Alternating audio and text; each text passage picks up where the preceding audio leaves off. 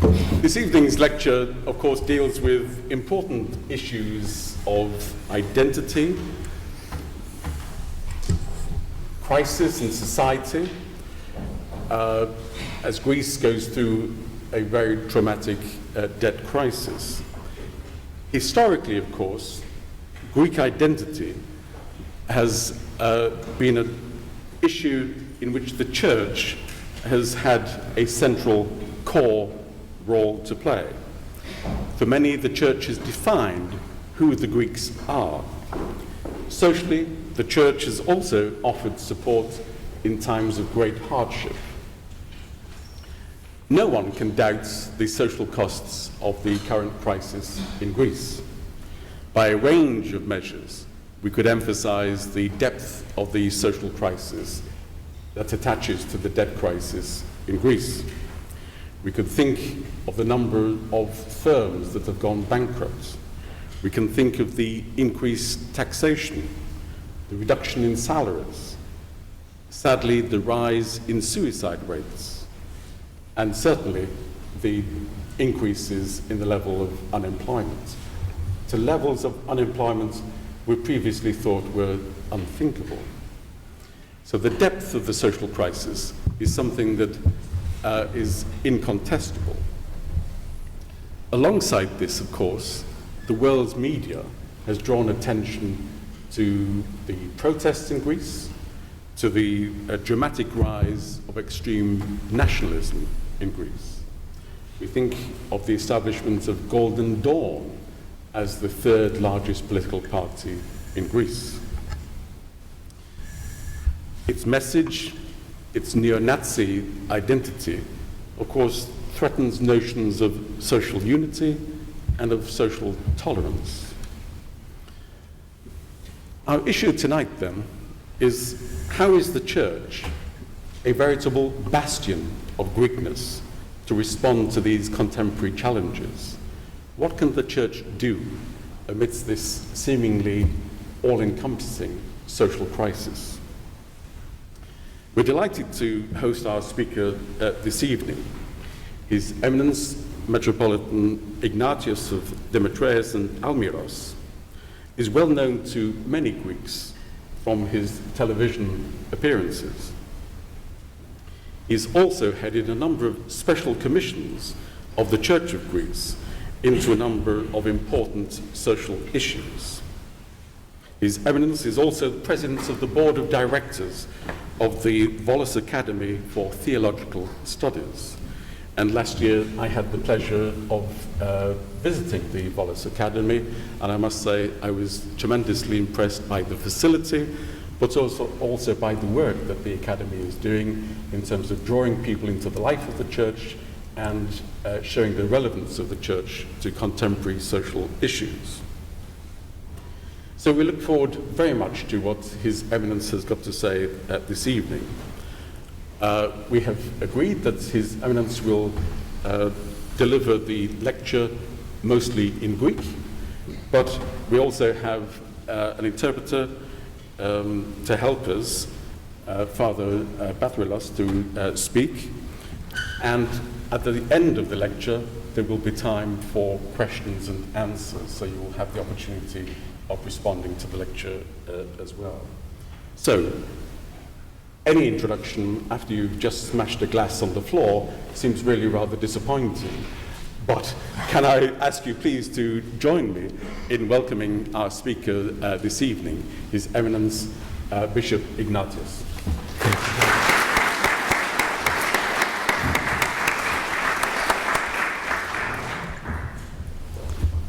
Thank you very much.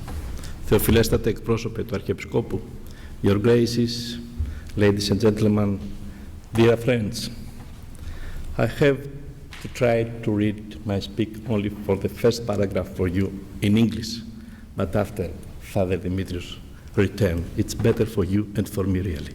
Thank you.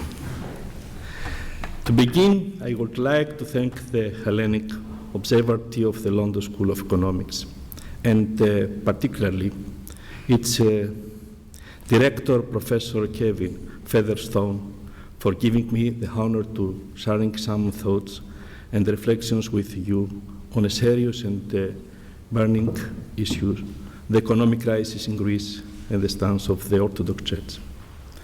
I hope that I can contribute in some small way to a better understanding of the Church theology and praxis in a time of crisis, and that your comments will help me to rethink and refine my thoughts so that together we can provide a more authentic witness to the gospel of the contemporary and world.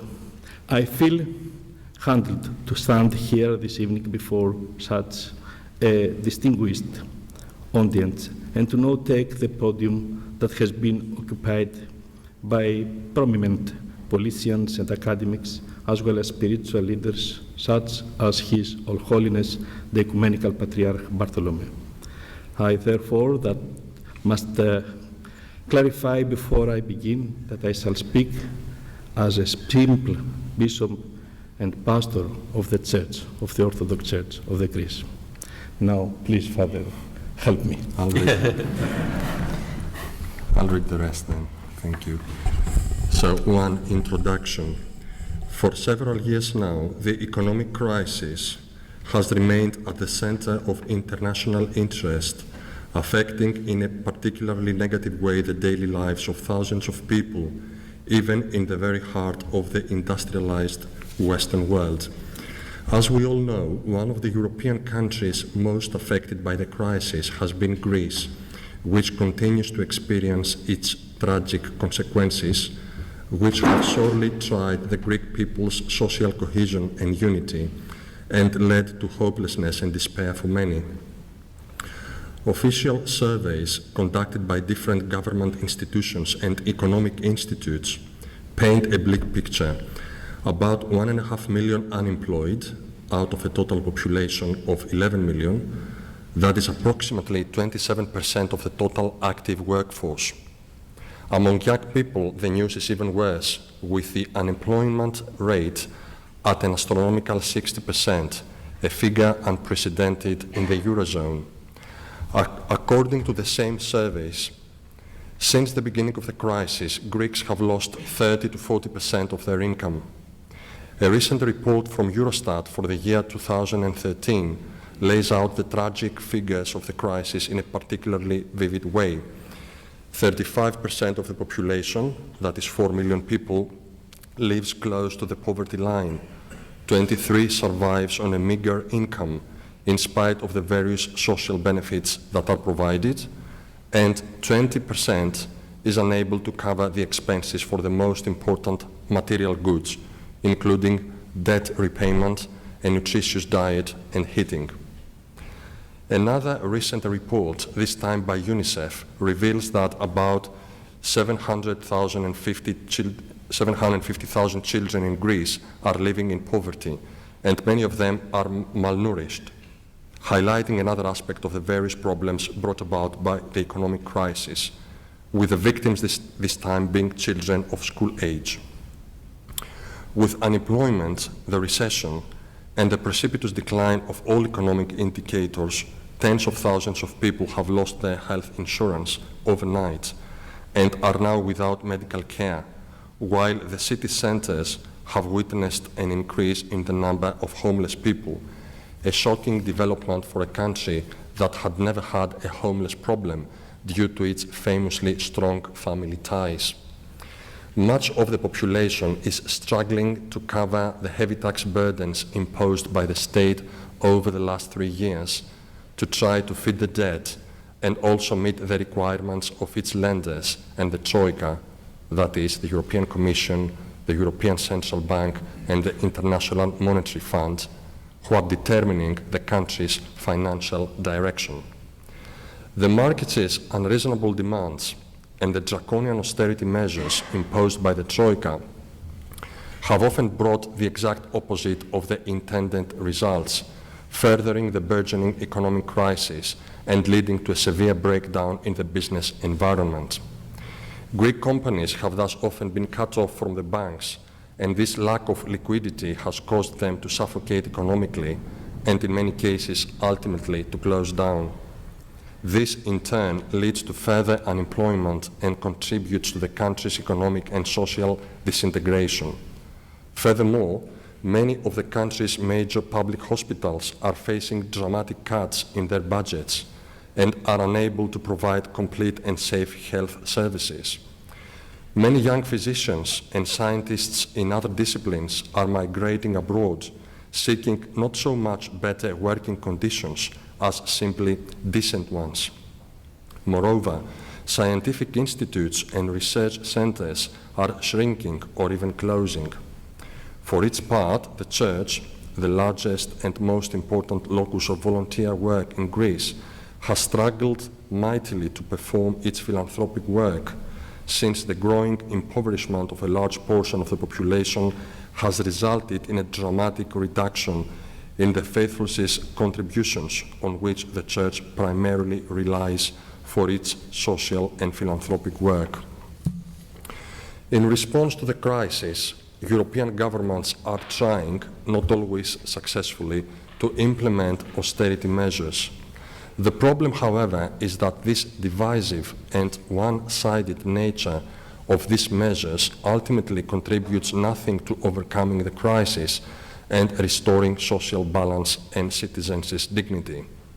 The inability of the political authorities to deal effectively with this painful situation has raised the crucial question of whether there is an alternative approach for overcoming the crisis. At the same time, it has forced the Church, and specifically the pastors of the faithful, to take a position and assume some responsibility for navigating this complex problem. Of course, one may wonder whether the Church should be involved in political and economic issues, such as the financial and debt crisis plaguing Europe, whether, in other words, the Church, which has a spiritual mission, should deal with worldly problems and issues. Such an objection, however, while legitimate, faces two problems. First, it ignores the fact that the current economic crisis has serious consequences for all Greek citizens and therefore for the Church's flock. Secondly, it seems to forget that the very identity and mission of the Church is best encapsulated in the biblical, I quote, "in the world, but not of the world," end of the quote, namely in the dialectic between history and eschatology, what will come at the end of time. The Church, of course, is not a secular institution. It is focused on the eschatological vision of a new heaven and a new earth, a new human being and a new creation, but not for the purpose of exhibiting a smug rejection of or contempt for the world and its history. Rather, being faithful to the theology of the Incarnation, the Church is called to make each time and place its own, transforming the world's problems in Christ. As Metropolitan John Zizoulas has aptly noted, I quote, "Incarnate like its Lord in time and space, the Church takes upon itself and makes its own flesh the sorrows and pains and problems of its people. The Church does not turn its face away from the hunger, illness, and distress of people, even in their struggles for freedom, which are occasionally bloody." End quote. Having said this, I by no means wish to suggest that the Church can shape economic and social policies better than the Greek state or the European Union. I simply wish, in response to the kind invitation of this august academic institution, to share with you my reflections on the economic crisis, as well as provide you with a picture of the response of the Orthodox Church in Greece to its dramatic consequences. My position stems from my pastoral concern and my theological orientation, and is not intended to offer easy answers or ready-made solutions to all our problems. On the contrary, with a humble sense of responsibility as a bishop of the Church of Christ, I will attempt to lay out some parameters for a different approach to the economy, which places at its center the human being made in the image of God, and not the Homo economicus, who is ruled by finances and consumerism. In the remainder of this talk, I will briefly outline some basic aspects of this different theopolitical understanding, and describe some specific actions that the Church has implemented from the beginning of the crisis in response to the urgent needs and challenges of our people. The overall picture, however, would not be complete if not accompanied by a sincere attitude of self-criticism for the wrongs which unfortunately found their way even into the body of the Church. As faithful Christians, we are called not only to denounce the domination of the markets and social evil, but first and foremost to examine our own mistakes and omissions and become united for the good of our social cohesion. Ultimately, we must also become creative, proposing realistic steps for exiting the crisis and for a spiritual restoration of the human person. 2. Elements for an orthodox theological approach to politics. 1. It is no coincidence that the early Christians used the political term ecclesia to identify themselves, a term borrowed from the political practice of ancient Athenian democracy, in order to emphasize their awareness of belonging to a body, a community, and a society, while also pointing to the social or bodily nature of Christian existence. As Father George Florovsky, perhaps the greatest Orthodox theologian of the 20th century, rightly noted, I quote, "Christianity is essentially a social religion. Christianity is not primarily a doctrine or a discipline that individuals might adopt for their personal use and guidance.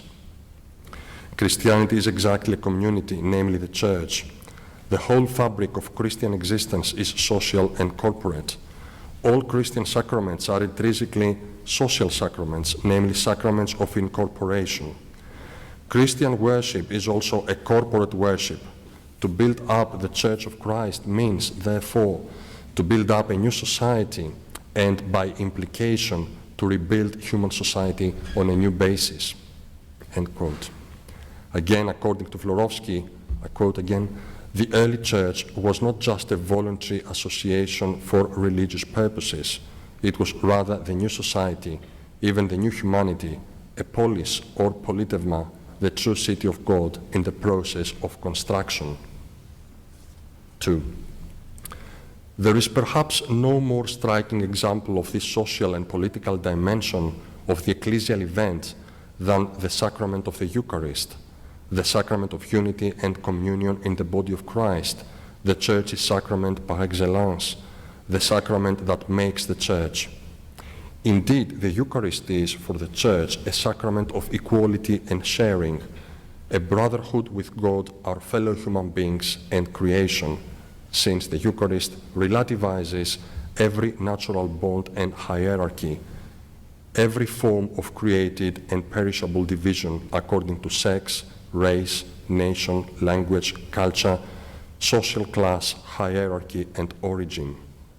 As one contemporary Orthodox theologian has observed, I quote, "The oldest and most representative example of this is provided by the well-known passages from Acts, referring to the worship and life of the early Christian community of Jerusalem. According to Acts, the first Christians were dedicated to the teaching of the apostles and to their communion with one another, to the celebration of the Eucharist and to prayer, and had everything in common. Without this Eucharistic and eschatological foundation, common ownership and social engagement in general lose their sacramental depth and are reduced to the level of activism and romantic pipe dreams, while the Eucharist, without its social verification and dynamic, ceases to be a foretaste of the eschaton, an act that transfigures the world and history, and instead becomes simply a religious gathering, a sacramentalistic rite, an individual expression of piety. 3. Let us now turn to Jesus Christ himself. It is clear that his Church, if it wishes to be faithful to his example, must not just preach to the poor, the hungry, the foreigner, and the marginalized, but must be identified with him and his cross, as heavy as it may be. The texts of many church fathers consider the poor as God's friends par excellence. St. Gregory Palamas, the preeminent saint of deification in the Orthodox tradition, even goes so far as to say that there can be no salvation in Christ if we do not welcome the poor into our lives. Thus, for Christians, solidarity and social justice, suffering and struggling together with the victims of history, is not simply another duty that must be fulfilled in order to enjoy God's favor on the day of judgment, but rather constitutes a way of life demonstrated for us by Christ himself, who explicitly taught us to recognize him in the face of the least of our brothers and sisters, in the face of our neighbor, whoever he or she may be. We need to look no further than the well-known biblical parables of the Good Samaritan and the Day of Judgment in order to form an adequate picture of how love, solidarity, and justice are to be understood from the Christian perspective. As the Russian Christian philosopher and revolutionary Nikolai Berdyaev wrote, I quote, "Bread for myself is a material question. Bread for my neighbor is a spiritual question." End of the quote. The Church cannot close its eyes to any kind of injustice or provide theological justification for social exploitation and unequal distribution of wealth. On the contrary, it must, in both word and deed, give witness to the new life of love and justice that Jesus Christ inaugurated and which we are all called to follow. In the words of the Ecumenical Patriarch Bartholomew, I quote, "The Church can never be reconciled with injustice, with all those anti-personal forces that erode social cohesion. It always resists proposing the social content of the gospel, exercising its ministry of service and charity. The experienced communal aspect of orthodoxy constitutes a tangible provocation for the individualism of contemporary humanity, its demand for individual rights, and its narcissism of individual salvation. The Church's ascetic ethos proposes an alternative way of life for a world that idolizes having instead of being, and identifies happiness with a multiplication of individual gratification." 4. The above presuppose a radical shift from a model of life that glorifies consumption, greed, and speculation to an eminently sacrificial mode of existence which values voluntary ascesis, sharing, and solidarity. This new meaning of life, based on the word of the gospel, cannot, however, become reality if the Church does not come face to face with the real problems and needs of the contemporary world. The people around us are hungry, suffering, and suffocating. Often possessed by despair, they are looking for refuge. The Church, with its parishes, the cells of ecclesiastical life, where the Church's pastoral work is realized and becomes incarnate in its fullness, must respond to the best of its ability to these urgent needs, without, however, forgetting that its final destination is the eschatological kingdom, as the Lord himself reminds us. But seek first the kingdom of God and his righteousness, and all these things shall be yours as well. The parish can serve as the counterpoint to the situation that has been created by the globalized capitalism of late modernity, with its abstract and idealized universality pitted against the life of actual people living in local communities. In this perspective, the parish can again become a Eucharistic gathering of people who live together, who share their food and goods and refer them back to God, and trust each other with their problems, their difficulties, and the sadness in their families, each confident in the knowledge that they are not bearing these burdens by themselves, but always in solidarity with others. Section 3. Aspects of the Church's practical response to the current economic crisis. Moving now to specific actions that the Church has undertaken in response to the economic crisis, I would like to highlight the following points. 1. Everything that we have just discussed in the more theological part of the talk helps explain and interpret the speed with which the Church of Greece responded to the painful problems brought about by the unprecedented economic crisis. The Church has set up soup kitchens and food distribution centers, given out clothing and shelter, and provided financial aid, medicine, and free medical care. The Church has also provided psychological treatment and, more broadly, pastoral and spiritual support for the ever-increasing number of needy. It has established help centers for legal, judicial, social, economic, and tax issues that affect the victims of the crisis, as well as prisoners and immigrants. As one clergyman recently stated, I quote, "From the beginning of the so-called financial crisis, the Church, in its entirety, has taken to the streets, feeding and quenching the thirst of thousands of our fellow human beings," end of the quote. And this irrespective of whether they are believers or non-believers, Orthodox or non-Orthodox, Greek or foreign, natives or immigrants. Thanks to this, the Church's charitable work now enjoys widespread recognition, even by organizations and political parties that have not traditionally maintained friendly relations with the institutional Church. With these charitable and social activities, the Orthodox Church in Greece is simply trying to remain faithful to its theological and ecclesial identity, as well as to the tradition of solidarity that has characterized Orthodoxy throughout the centuries. The official text of the Third Preconciliar Pan-Orthodox Conference in Geneva, 1986, speaks quite clearly to this.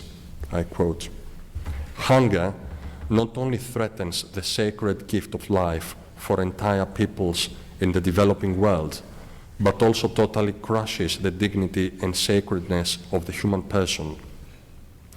Economically developed nations, with their unjust and frequently even criminal distribution and management of material resources, insult not only the image of God in every human being, but also God, who clearly identifies himself with the hungry and needy, saying, 'As you did to one of these, the least of my brothers and sisters, you did it to me,'" end of the quote.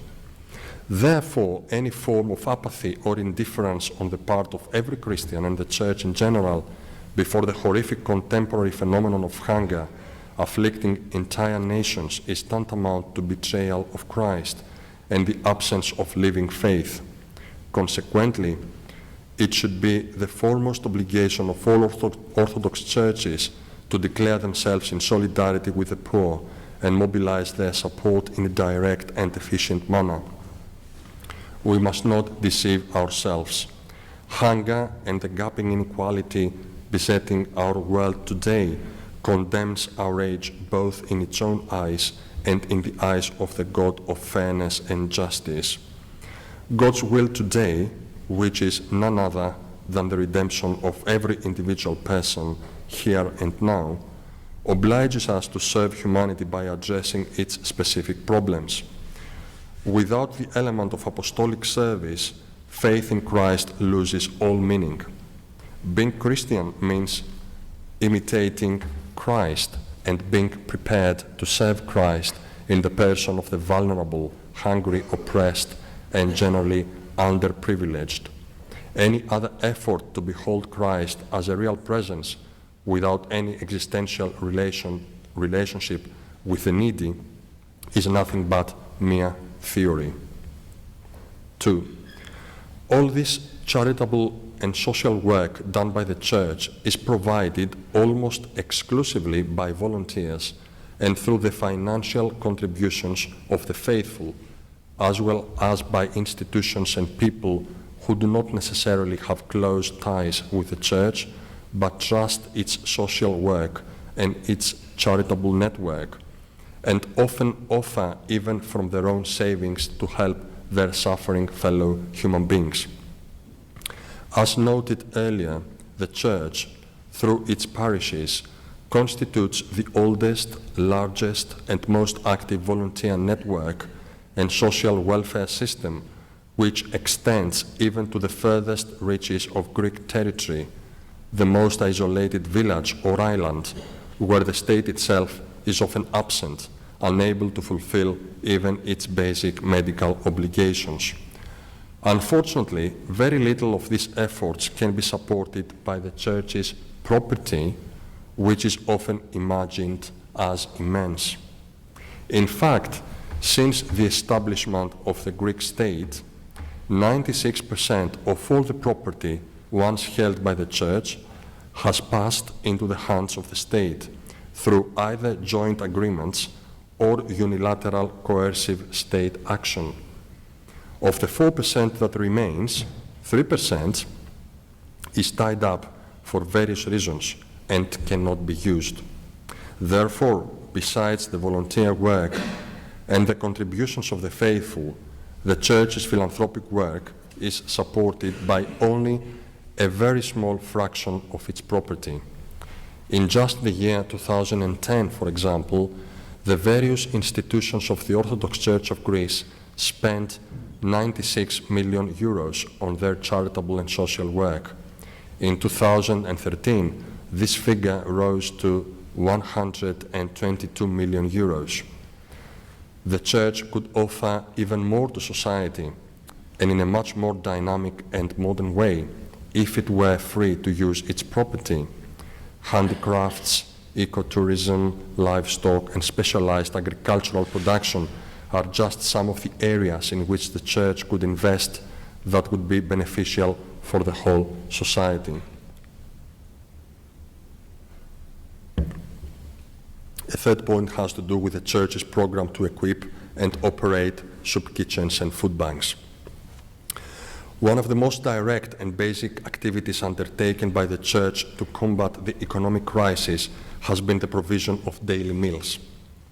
At both the central level, namely the Archdiocese of Athens, the individual metropolises, the NGO Apostoli, as well as on the local level, parishes and monasteries, pastors, together with networks of volunteers, comprised mainly of lay people and especially women, are offering food daily throughout Greece, realizing practical solidarity with those in need.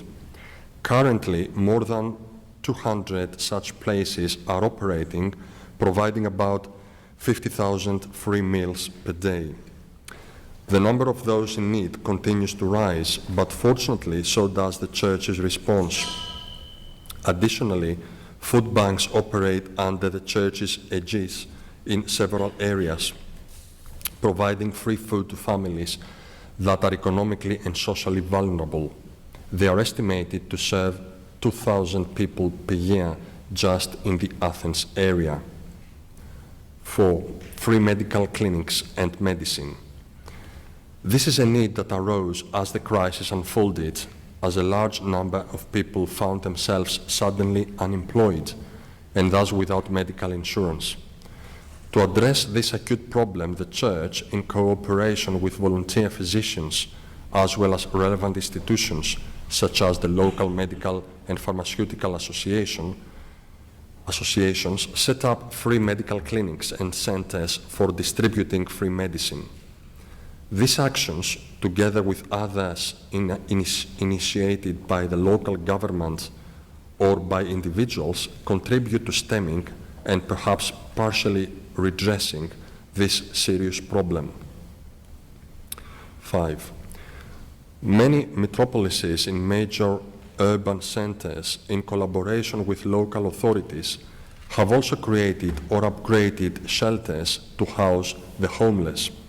In this way, the Church is trying to deal with a situation that is not simply economic, but also has broader humanitarian implication, inasmuch as fundamental human rights, such as housing, employment, etc., have fallen prey to the rapacious appetite of the market, which has now become autonomous from politics and society, and does not hesitate to exploit every aspect of human life for financial gain.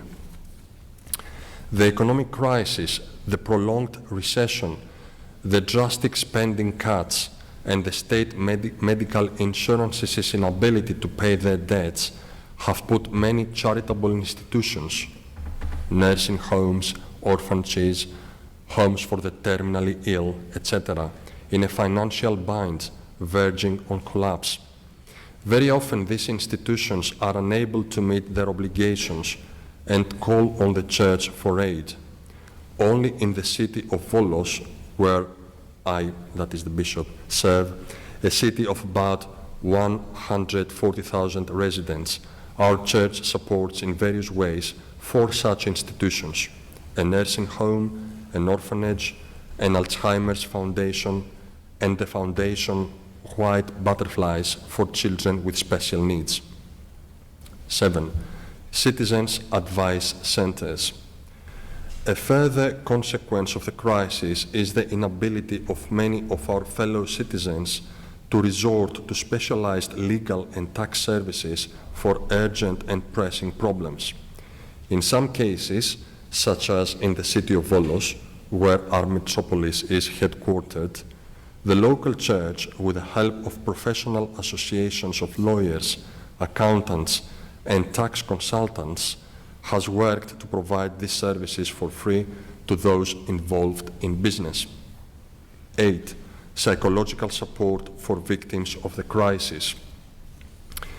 In addition to the considerable material assistance that the Church has offered to the people, there is also a need for corresponding psychological support and, more broadly, spiritual aid, since the Christian approach involves the whole human person and cannot be limited to just the spiritual or physical aspect. Since the victim of the crisis is the whole human person, the Church must not treat just the bodily wounds, but also the psychological, emotional, and spiritual trauma that has arisen or was exacerbated by the situation. To this end, some parish priests are receiving training in psychological support from specialized psychologists. Moreover, since there has been an increase in the number of people coming to the sacrament of confession and for consultation with the Church's spiritual fathers, an attempt is being made to keep priests better informed and prepared to deal with psychological problems from the spiritual side.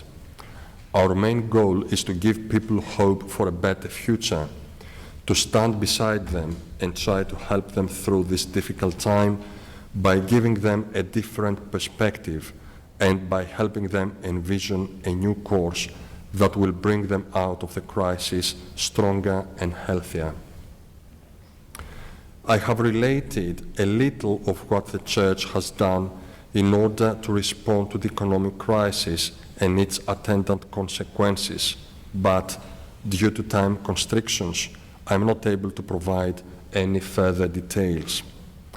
But I have to mention in passing some social welfare programs that the Church has operated long before the crisis and which, of course, continue to operate today.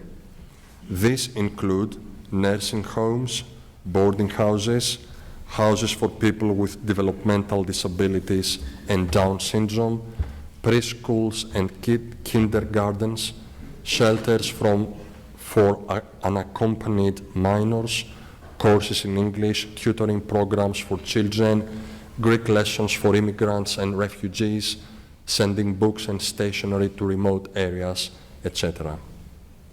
Living in the midst of this crisis, the Church has tried from the beginning to function as a source of unity for the people, ensuring social cohesion and further strengthening those ties that held the Greek people united in other difficult circumstances throughout their history.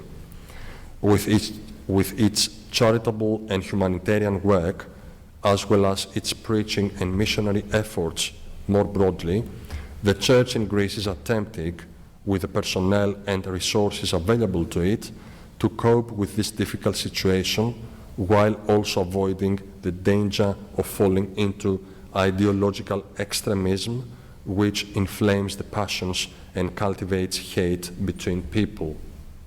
What is needed at this time is not empty promises, but acts of love and solidarity that will offer tangible hope for a better future.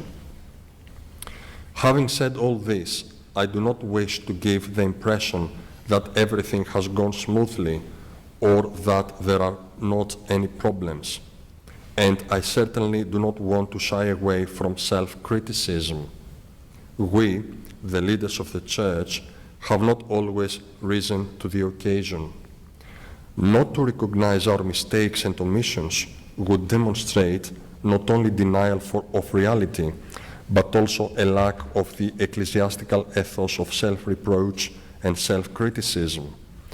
We have to admit that some clergy and officers of the Church have enjoyed luxurious living and cozy relationships with state power, and that this has resulted in their bureaucratization and professionalization. But this is not all that points to the loss of authentic theological criteria.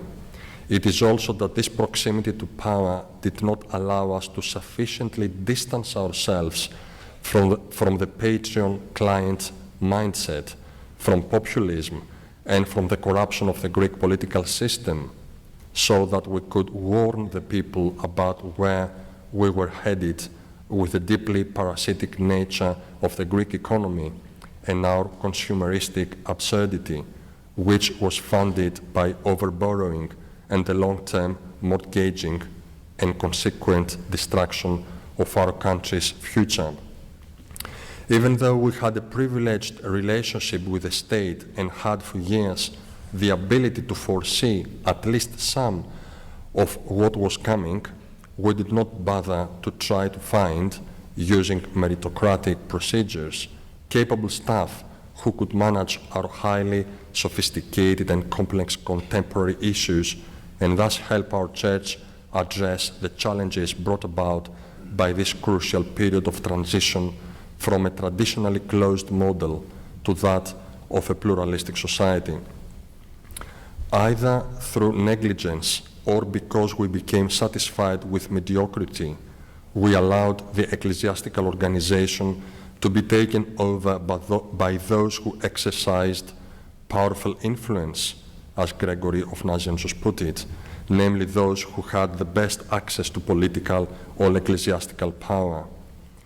Before, however, we demand meritocracy and respect from the younger generation, we should first try to manage the responsibility that has been given to us in a way that will set a good and inspiring example.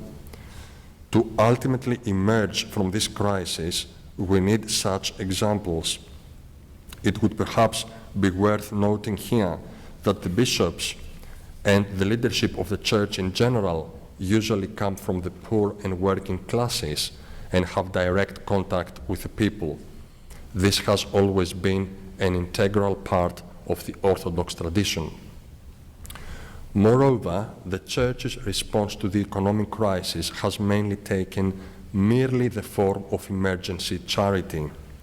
It seems that the Church's preaching is lacking a more critical attitude towards the problem, an attitude which, faithful to the example of the Church Fathers, would examine the problem at its root and not just superficially, looking at the structures that produce poverty and social injustice, and not just the symptoms. As a contemporary Greek theologian has rightly noted, the ecclesiastical organization, in order to appear seemly amidst the chaos brought about by the crisis, cites various texts by the Fathers of the Church which talk about charity. It neglects, however, to read on where the Fathers criticize the structures themselves and warn against transactions with the rich and powerful, condemn loans with interest, and denounce withholding workers' wages. As we all know, the economic crisis has exacerbated tensions, turned one social or professional group against the other, and sowed anger, frustration, despair, division, and hatred. It has also revived nationalistic sentiments and intensified, for many people, xenophobia, isolationism, conspiracy theories, and anti-Semitism, epitomized by the case of the neo-Nazi party Golden Dawn, which was mentioned in the professor's introduction. Despite its deeply anti-Christian and pagan character, its ideas have found, that is Golden Dawn's ideas, have found resonance in a significant portion of the population. It is true that we, the bishops, failed to react promptly and unanimously against such phenomena, as some among us, although fortunately few, have adopted an extreme rhetoric of nationalism and xenophobia. On the other hand, however, it should also be noted that the hierarchy of the Church of Greece denounced such ideas and practices as radically anti-Christian and inhumane, proclaiming the gospel truth of respect for the human person, irrespective of any divisions, such as those based on race, nation, class, and origin. Christian truth transcends exclusion and embraces all people, leaving no room for the preaching of hatred. Eminent bishops, such as the Metropolitan Paul of Sissanio and Siatista, have consistently opposed the ideology of the neo-Nazi movement, exposing its anti-Christian character and deconstructing its public image, while the Church of Greece has supported, with the official endorsement of the Standing Holy Synod, the anti-racist bill recently brought to a vote by the Greek government in order to address such phenomena. 4. Challenges and prospects. As we mentioned earlier, the current economic crisis can be a great opportunity to change. As the Archbishop of Athens and of all Greece, Hieronymus, has rightly pointed out, I quote, as I look on in shock at the economic measures being taken to end the crisis, I wonder what our country will look like when we emerge from the crisis. What long-term impact will these measures have on families, working relationships, the dreams and aspirations of our young people? What social ethos will we see emerge tomorrow? It would be a fatal mistake to passively watch this process of forming the new landscape. Inasmuch as we all had a part, to a greater or lesser degree, in bringing about the crisis, we should also all have a part in bringing about change. We have both the ability and the duty to contribute to the formation of the healthier society that we all want and envision. Of course, in order to do this, we need the appropriate spiritual equipment. The question is, will we seize this opportunity? End of the quote. The crisis also represents a significant opportunity for other reasons. The rise across Europe of neo-Nazism and fascism constitutes a broader threat and challenge for the Orthodox Church itself, to the extent that the reception and acceptance of the other, especially the poor and the foreigner, is a fundamental element of its own tradition and identity. The sacrament of the brother is located at the center of Christ's teaching, and this means that the Christian faith is, by definition, diametrically opposed to every racist, xenophobic, or anti-Semitic ideology that divides people according to race or other physical traits. The poverty, fear, and unemployment brought about by the economic crisis has unfortunately intensified racist sentiments, but has also given the Church an opportunity to demonstrate its anthropological universality, which respects and accepts every form of personal otherness. Moreover, the crisis and the Church's extensive social work, rendered without regard to religion or ethnicity, has led to a better relationship and understanding with the secular and leftist intelligentsia, who now see the Church's contribution to society in a better light. Within the liberal milieu in Greece, as well as among the so-called progressive intellectuals, Orthodoxy's image has been tarnished by the fact that some representatives of the Church, in one way or another, have aligned themselves with a military dictatorship or other extreme ideologies which emphasized nationalist, and anti-European rhetoric. Apart from its inherently conservative roots, this clearly played a role in the extreme left's traditional hostility to the Church and the persecution Christians faced under leftist or communist regimes. It is hoped that this new rapprochement will help to further mutual understanding and to overcome mutual ignorance and suspicion. At the same time, the severity of the economic crisis seems to be reaching the established framework of the relationship between the Church and the State, in which the State, through Parliament, legislates for the Orthodox Church, and the Orthodox Church, mainly for historical reasons, enjoys a status as a legal public entity. One of the measures, however, for the fiscal consolidation of the Greek economy has been the drastic reduction of new civil servants. Since the Orthodox clergy are civil servants paid by the state, an obligation of the state arising from the confiscation of church property, this specific restrictive measure has had a direct impact on the Church, which is now required to find alternative ways to staff parishes and pay the clergy. While some saw this as a dangerous change in the relationship between the Church and the State, imposed by the latter on the former, I actually think that it could have a positive impact on the life of the Church under certain conditions. First, despite the pressing economic problems it has created for us, the aforementioned measure seems to have kept the Church free of those seeking ordination for primarily financial motives, knowing that priests are paid by the state.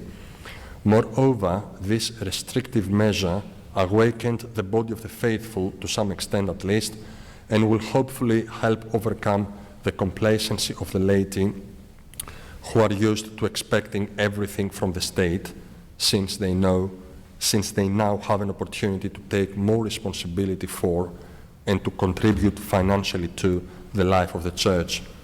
In some dioceses, such as the Metropolis of Demetrias in Volos, this situation has led to the ordination of volunteer priests who, while still practicing their profession, serve on Sundays and major feast days, filling in for parishes without priests. In any case, this measure is preparing us for the possibility of the separation of Church and State, and for the role our Church will be called to play in the future as an integral part of society and as a co-equal participant in the public space. Final section, by way of conclusion. The economic crisis is a reality that will probably haunt us for some time to come. Despite our shortcomings, the Church has nevertheless played an important role in stemming the effects of this crisis, using every means at its disposal to provide an enormous amount of charitable and social work. What the Church needs to do now is further highlight within the public sphere the primacy of freedom and human dignity as a universal and fundamental fact of human existence, in direct opposition to the logic of market domination and profit that transforms the human person into a disposable economic unit.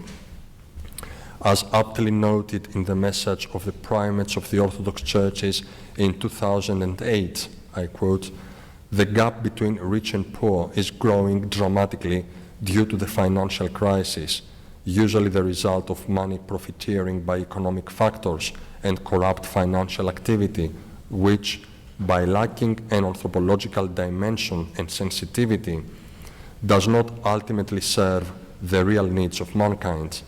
A viable economy is that which combines efficacy with justice and social solidarity." End of the quote. The current European economic and debt policies not only contributed in their own way to the impoverishment of large segments of the population in Greece and other southern European countries, but also resulted in a new division within Europe a division this time formed on the basis of the distinction between creditor states and debtor states, replacing the old political and cultural division between Western and Eastern Europe. As one contemporary theologian has noted, the unprecedented economic and financial crisis that we all face today could perhaps give us Greeks, as well as the other peoples of Southern Europe, an opportunity to repent and work on our spiritual, moral, and political maturation. This crisis should also, however, be an opportunity for European leaders to reconsider their attitude and ponder the tragic and devastating effects that their imposed doctrinal neoliberal economic and financial policies are having on human beings and social cohesion. As the Ecumenical Patriarch in his April 1994 address to the European Parliament reminds us, a united Europe cannot simply be some plan for a uniform financial development, some program for a uniform defense policy. From its very nature, its vision also demands a uniform social and political strategy of peaceful and productive cooperation among all European peoples. In the midst of such a situation, the Church, whose primary goal is the salvation of the human person, is called to fight with all its might in the struggle for the righting of injustice and a new balance between the human person in society, the individual and the collective, while also recalling the irreplaceable value and importance of asceticism and perseverance, solidarity and love. Time to help you. The last paragraph. Dear friends, no, I have to read you something in English. I would like only to close now on an optimistic note, reading to you a portion of the Church of Greece message to the people, the Church vis-à-vis the economic crisis. Our people have experienced before poverty and hunger, but withstood and defined them because it had vision. We can help each other, and together we can help many people.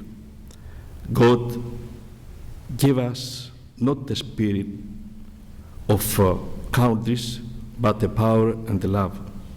In this spirit, united around our large family, the Church, acknowledging our mistakes and searching for life's meaning in love, we can get through this difficult time. Thank you very much. Sorry for the time.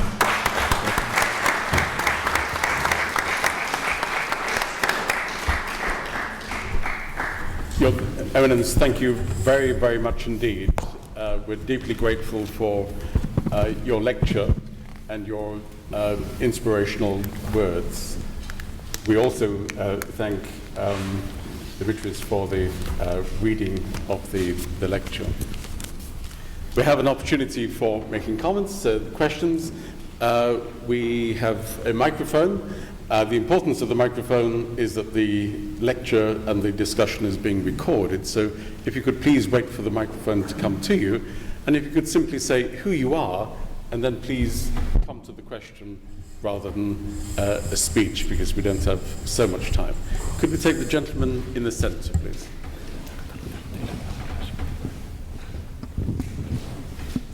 Hi, thank you for such a wonderful talk.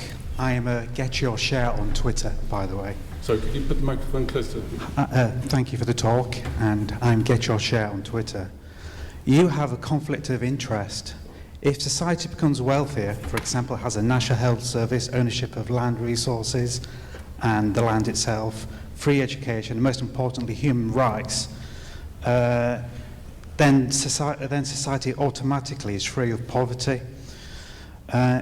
Only in poverty does the church rule absolute.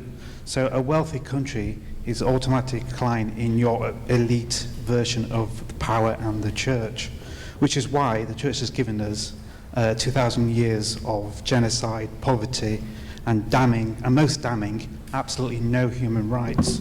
All you care about is your view of the church and how it's perceived, and to make sure that perception of the church is maintained. Okay. I suspect we're coming to a question. You are the ultimate consumer, and you are the ultimate political power over everybody's lives and even the dead. Thank you very much for your time. Sorry to... Okay. We are inviting questions rather than comments, and we also operate on the basis of mutual respect. Thank you very much for your time. Could I invite other questions? Could we take the lady here, please? Hi. Can you hear me? Yes. Lina Molokotos-Lierman. My question is, you spoke a little bit about it, but how is the crisis affecting the church itself, materially and otherwise, spiritually, also in terms of governance, and also particularly its relations with the state? You alluded something about a potential separation of church and state in the long term, and I was wondering if you had any more thoughts on how the crisis is affecting the church itself and its relation with the state. Thank you. Other questions? Could we take the gentleman over here, please? Thank you. It's Michalis Soteropoulos from Queen Mary College. Well, first of all, thank you for your talk. And I have to say that for the observatory standards, it was a quite radical talk in a way. Given the things that you said about the crisis and the remedy that is probably killing the patient. So my question is, you did refer to the early church a lot, and this tradition of being a corporate body, or at least this community, the social religion. And I wonder, to what extent are you ready to stand against the state? I mean, you did touch upon the issue, but what extent are you ready as a church to stand against the state and at least cut the ties, those ties that we all know existed and still exist, between the political class, the political elites, and the church? Because in that case, you will have to stand against the state, even though you're civil servants, it doesn't matter. You still have to do it in a way. Shall we pause there? Your Eminence, would you like to respond? Yes. Ευχαριστώ πολύ για τις ερωτήσεις. Thank you very much for the questions. Προσπάθησα να περιγράψω και στην ομιλία ποια είναι η κατάσταση σήμερα στην Εκκλησία μας. I try to describe in my speech what the situation is in Greece and in the church. Έχουμε επηρεαστεί από την κρίση. We've been affected by the crisis. Και αναθεωρούμε πολλές από τις πρακτικές μας και έχουμε πολλές νέες σκέψεις. And we are reconsidering many of our practices and have many new thoughts. Εμείς καταλαβαίνουμε πλέον ότι έχουμε μία νέα περίοδο και στη ζωή της Εκκλησίας μας και στη σχέση μας με το κράτος. We have realized that we are in front of a new period, both in terms of what we are and also in terms of our relationship with the state. Το πρώτο πλέον που είναι συνείδησή μας είναι ότι η Εκκλησία πρέπει να δει τα του οίκου της, να ξέρει τι θέλει και προς τα που πηγαίνει ως μάνα του λαού, έτσι λέμε στην Ελλάδα την Εκκλησία, γιατί ξέρετε ότι η συντριπτική πλειοψηφία ανήκει στην Ορθόδοξη Εκκλησία. Άρα για μας η Εκκλησία είναι και μια ενοποιώς δύναμη ολόκληρου του λαού. First of all, we believe that the Church has to look carefully upon herself and also its relationship with the Greek people. And traditionally in Greeks, we say that the Church is the mother of the people, given that the vast majority of Greeks are Orthodox Christians, so they are under the Orthodox Church, which has a unifying duty, the duty to bring unity to the people. Είναι αλήθεια ότι η κρίση έχει επηρεάσει και τη σχέση μας σήμερα με την ελληνική κυβέρνηση και το κράτος. It is true that the crisis has affected our relationship with the state. Συμβαίνει κάτι που δεν το είχαμε προβλέψει.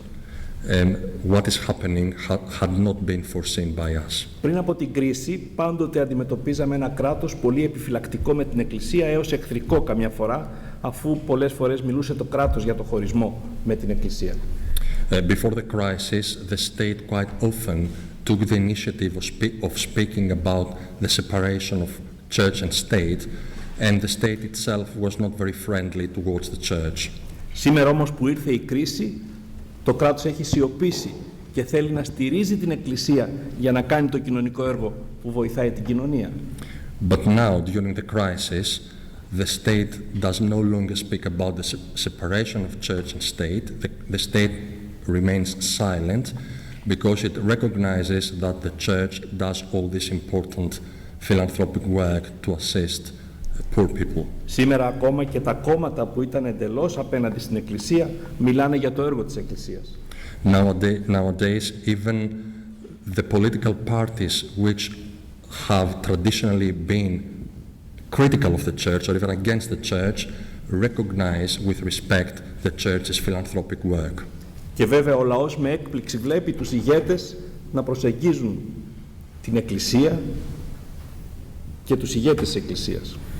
And Greek people realizes with some surprise that the leaders of the political parties are approaching both the church itself but also the leaders of the church. Να σας δώσω ένα παράδειγμα. Για πρώτη φορά ο Γενικός Γραμματέας του Κομμουνιστικού Κόμματος της Ελλάδος επισκέφθηκε τον Αρχιεπίσκοπο στην Αθήνα. To give you an example, for the first time, the leader of the Greek Communist Party paid a visit to the Greek Archbishop in Athens. Αυτό δεν σημαίνει ότι άλλαξαν οι σκέψεις και οι ιδέες για την Εκκλησία. This does not mean that their ideas about the church have radically changed. Αλλά η συγκυρία θέλει τους πολιτικούς να τα έχουν τώρα, όπως λέμε στην Ελλάδα, καλά με την Εκκλησία. But the situation encourages politicians to be on good and friendly terms with the church. Εμείς όμως πλέον ξέρουμε ότι μας περιμένει η επόμενη ημέρα. But we do know that the future will bring more surprises. Και θέλουμε να είμαστε έτοιμοι για μια ελεύθερη Εκκλησία από το κράτος. And we want to be ready for the prospect of the church being freed from the state itself. Και προσωπικά πιστεύουμε ότι η κρίση σε αυτό θα μας βοηθήσει. And I personally believe that the crisis will help us to further realize this. Ήδη μας δίνει λύσεις στη διαχείριση του ποιοι θα υπηρετούν και θα διακονούν την Εκκλησία. Δηλαδή μιλάω για τους κληρικούς που χειροτονούμε. Already the crisis is offering solutions to us regarding the clergy who are going to serve in the church. Και ο ίδιος ο Αρχιεπίσκοπος Αθηνών μιλάει ότι πρέπει να είμαστε έτοιμοι για έναν διάλογο με την πολιτεία, με το κράτος, με την κυβέρνηση, για τον διαχωρισμό ακόμη καλύτερα και τον καθορισμό των σχέσεών μας. And even the Greek Archbishop himself is talking about the need to be ready to discuss with the state on a possible separation between the church and the state and a redescription of their relationship. Τελικά αυτή τη στιγμή η Εκκλησία με το έργο της έχει κερδίσει και πάλι την εμπιστοσύνη του λαού. The church with its social philanthropic work has regained the trust of the Greek people. Και θέλουμε να ελπίζουμε ότι εφόσον θα βγούμε από την κρίση, θα βρούμε με κλίμα, με ένα έργο εμπιστοσύνης μεταξύ Εκκλησίας και κράτους, τις κανονικές και πραγματικές μας σχέσεις πλέον για το μέλλον. And we hope that when we overcome the crisis, there will be a climate of mutual trust which will enable both the church and the state to reconsider their relationship in a better light. Τελευταίο λόγο δικό μου. Εμείς δεν θέλουμε ποτέ από την κρίση να προκύψει ο πειρασμός του να πάρουμε μέρος στην εξουσία στην Ελλάδα. And one final personal thought, we do not want the crisis to function as an opportunity for the church to seize political power. Εμάς το έργο μας είναι να δώσουμε στους ανθρώπους την κοινωνία με τον Χριστό και τη σωτηρία τους. Our work is to offer people the opportunity for communion with Christ and for gaining salvation. Το κήρυγμά μας είναι ότι ο κάθε άλλος, από όπου και αν προέρχεται, όπου και αν ανήκει, ό,τι και αν πιστεύει, είναι μια ζωντανή εικόνα του Θεού.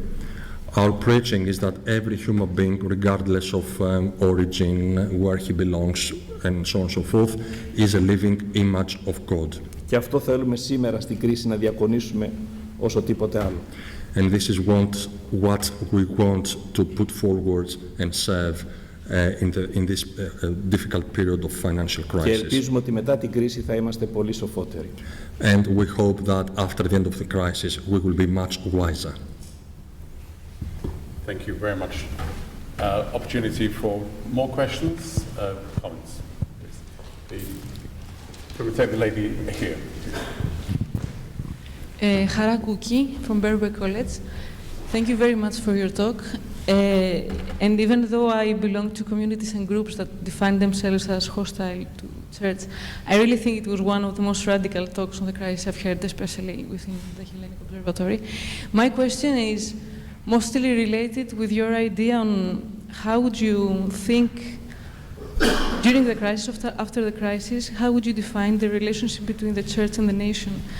I mean, in Greece, historically speaking, the way we understand the church is based on the nationality, no? It's a very nationalist-based church.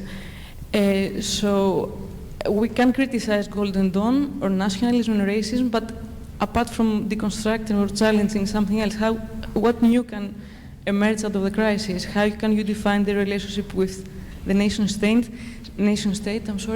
especially bearing in mind the majority of people not autochthons, non-Greeks, immigrants living now in the country? How would you imagine the church serving the people when the people is not exclusively Greek? Okay. Πώς θα διακομίσει η ελληνική το έθνος, πώς θα διακομίσει το έθνος και μάλιστα δοθέντως ότι το έθνος στην Ελλάδα των κανονικών. Thank you very much, Your Eminence, for being here. It was wonderful listening to your speak, and I would like to touch upon the question brought from the former speaker and ask you, what do you believe that should be the role of the church preaching during the everyday life? So you touched upon a lot of subjects like the measures of the Troika and stuff like that. Do you think that the role of the church in the Sunday's preaching, for example, is to address these issues or to focus more on the spiritual work of the church and to broaden our horizons and make us think also for our other Christian brothers that suffer in the Middle East, like in Syria or in Libya? And if I may offer another question, you talked a lot about self-criticism. Do you think that the people of the church have done their self-criticism? Thank you. Αν πρέπει η Εκκλησία να εστιάσει στο πνευματικό της έργο ή να μιλάει στο κήρυγμα για τα μέτρα της πολιτικής και αυτό τώρα δεν θυμάμαι τι άλλο ερώτηση. Ευχαριστώ και πάλι για τις ερωτήσεις. Thank you again for your questions. Όντως, στην Ελλάδα η Εκκλησία έχει διαδραματίσει και έναν εθνικό ρόλο. It is true that the church in Greece has played also a national role. Ξέρετε ότι αυτό αποτελεί ένα χαρακτηριστικό γενικότερα της Ορθοδόξου Εκκλησίας. You know that this is a characteristic of the Orthodox Church in general. Η Ορθόδοξη Εκκλησία ουσιαστικά έδωσε μια παρουσία στα έθνη όταν δημιουργήθηκαν και έτσι έχουμε εθνικές Ορθόδοξες Εκκλησίες. The Orthodox Church gave to the nations a part of their identity, and this is why we have national Orthodox churches. Θέλω δηλαδή να πω ότι δεν είναι μόνο ένα φαινόμενο ελλαδικό, ελληνικό. Είναι ορθόδοξο φαινόμενο. So I want to explain that this is not a purely Greek phenomenon, but it's a pan-Orthodox phenomenon. Σήμερα συνειδητοποιούμε ότι αυτό είναι ο σταυρός της Ορθοδοξίας. Today we are realizing that this is the cross of Orthodoxy. Και προσωπικά πιστεύουμε ότι είναι ακριβώς μεγάλος σταυρός, ιδιαίτερα αυτή την εποχή. And we also believe that this is a heavy cross, especially in this period. Σε ό,τι αφορά την Ελλάδα, όντως η Εκκλησία δεν θα πάψει ποτέ να είναι αυτό που είπα και στην ομιλία μου και επαναλαμβάνω, μία ενοποιώς δύναμη. With regard to the church in Greece, the church will not stop to be a unifying factor in the Greek society. Αλλά για να είναι αυτή η ενοποιώς δύναμη πρέπει ακριβώς να διακονήσει και τον κάθε άλλο. Και βεβαίως τους μετανάστες και αυτούς που έρχονται στην Ελλάδα για μια καλύτερη ζωή ή που ερχόντουσαν πιο πολύ, γιατί τώρα και αυτό αρχίζει να μειώνεται. But in order to function as a unifying factor, the church must serve all people living in Greece, not only the Greek Orthodox, but also immigrants, refugees, people who used to come to Greece in the past, because nowadays not so many people do come to our country. Όσο η Εκκλησία είναι αυτό που θέλει ο Χριστός να είναι, τόσο ο λαός δεν θα έχει ξενοφοβία, δεν θα αναπτύσσει ρατσισμό, δεν θα πάει σε ακραίες καταστάσεις. The more the church is what it should be, namely Christ's church, the less people will succumb to xenophobia, racism and all the rest. Άρα το έργο της Εκκλησίας σώζει και αυτούς που δεν είναι Ορθόδοξοι, γιατί μόνο έτσι θα προστατευτούν από έναν λαό που νιώθει σιγουριά για την πίστη του και για την παράδοσή του. Therefore, the work of the church contributes also to the well-being of those who are not Orthodox and can be served by the Orthodox people who feel secure about their own faith. Δυστυχώς όμως έχουμε το φαινόμενο σήμερα του ναζισμού στην Ελλάδα. Αυτό είναι αλήθεια. But unfortunately, the phenomenon of Nazism is present in contemporary Greece. Όπως ξέρετε, και αυτό δεν είναι μόνο στην Ελλάδα πλέον. And as you know, this is not exclusively a Greek phenomenon nowadays. Στην Ελλάδα έχει ένταση γιατί έχει ένταση η φτώχεια αυτή τη στιγμή. Η κρίση έχει πολύ πονέσει τους ανθρώπους. This phenomenon is so strong in our country exactly because the financial crisis is equally strong. Και εκεί εγώ κάνω τη μεγάλη κριτική και στον ίδιο μου τον εαυτό ως επίσκοπος. And on this point I apply to myself self-criticism. Ότι ο Ορθόδοξος λαός δεν έχει τις αντιστάσεις που έπρεπε για να μην παγιδευτεί στον ναζισμό και στην ξενοφοβία. That the Orthodox people lack the necessary strength to resist xenophobia and Nazist ideologies. Αυτό τώρα σημαίνει ότι πρέπει να δουλέψουμε πολύ περισσότερο. This means that we have to work much harder in this direction. Σήμερα πλέον όλοι οι ιεράρχες ξέρουν την αλήθεια για τον ναζισμό και για το συγκεκριμένο κόμμα. Nowadays, all Greek bishops know the truth about Nazism and about what Golden Dawn really stands for. Άλλοι μιλούν πιο δυνατά και άλλοι πιο χαμηλά, αλλά είμαστε όλοι απέναντι σε αυτή την κατάσταση. Some Greek bishops are more vocal in their condemnation of Golden Dawn, some are less vocal, but all believe the same. Ελπίζουμε ότι και η κατάσταση, εάν αλλάξει και βελτιωθεί και φύγουμε από την κρίση, και ο λαός θα καταλάβει ακόμη περισσότερο πόσο φοβερό είναι αυτό το θέμα για ένα κράτος, αλλά και για κάθε άνθρωπο. And we firmly believe that when the crisis is overcome, Greek people will even more clearly see what is the destructive content of this Nazist ideology. Και ίσως εδώ χρειάζεται να ενώσουμε οι χριστιανοί τις δυνάμεις μας και να βοηθήσει ολόκληρη η Ευρώπη για να αντιμετωπίσουμε αυτό το φαινόμενο.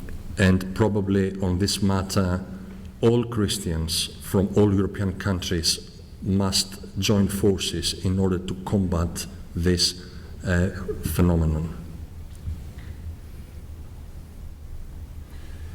Thank you. I'm conscious of time. Let me bring things to a conclusion by doing two things, if I may. First, we hope that you've been inspired by the lecture, but also that your interest in Greece has been strengthened, and it gives me the opportunity of making the advertisement for upcoming events. So, in this lecture theatre, we have two upcoming events.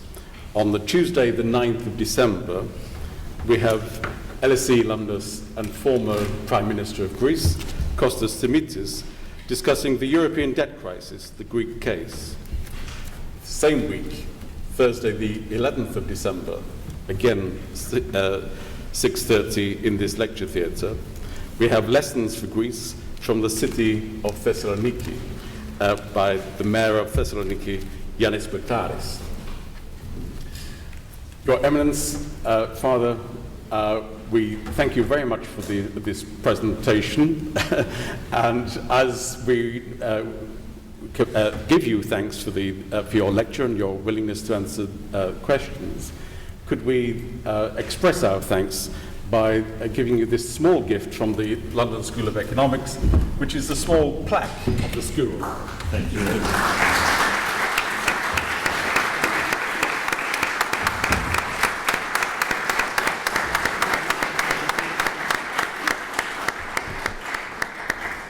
I hope you will accept this and display it in the Volos Academy, which I had the pleasure of visiting. But deeply, thank you very much for your lecture and your response to the questions. Thank you very much. And we can return this conversation to Volos, to my city. Yes, in the excellent. academy. Welcome every one of you. Thank you very much. Thank you.